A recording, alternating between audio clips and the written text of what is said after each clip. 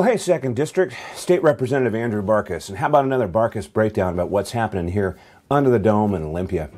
Well, it's day 29, which means we're just a couple of days before the midway point of the 2020 session. And you know, I didn't think it could get much worse than it was last session, but it is. It has been tough. We have had more policy. I can't even explain the type of policy we're getting here in Olympia, but all I can say is most of it is bad.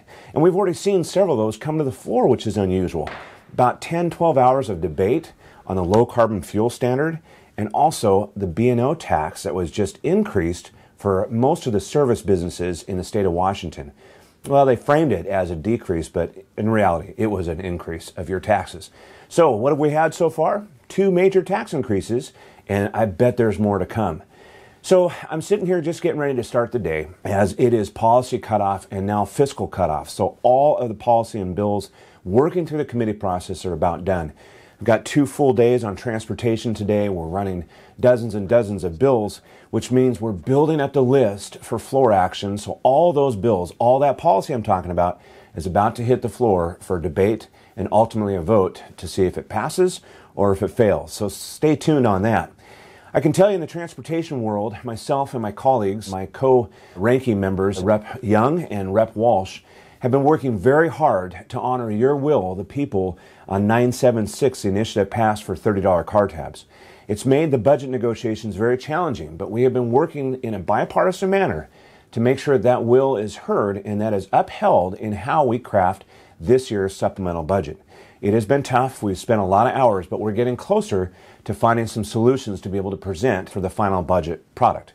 And the other good news, a little bit of good news, a little bright spot, the housing policy I've been working on to increase the supply of housing in the state of Washington is actually moving. 3 out of the 4 policies that I put before the committees actually have been execed and will be moving out to the floor for debate and hopefully for passage.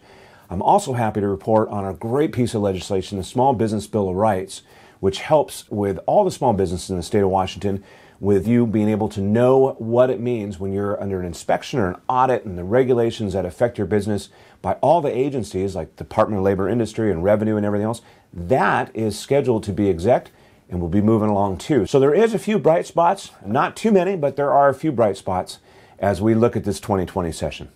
I'm going to continue to fight for you, the people of the 2nd District and the state of Washington, along with all my colleagues in the House Republican Caucus. Because at the end of the day, we want to make sure that you have a safe place to live, it's affordable, and that all here in Olympia are held accountable for the votes that they take. So I got to get back to work here, making sure I'm ready for the day, ready for the week to start. And I'll talk to you again soon with another Barkis Breakdown after we get rolling here in a couple weeks to see what actually has been passed off the floor of the House. Stay tuned for more from here under the dome in Olympia. Thanks for tuning in. Thanks, and we'll talk to you all soon.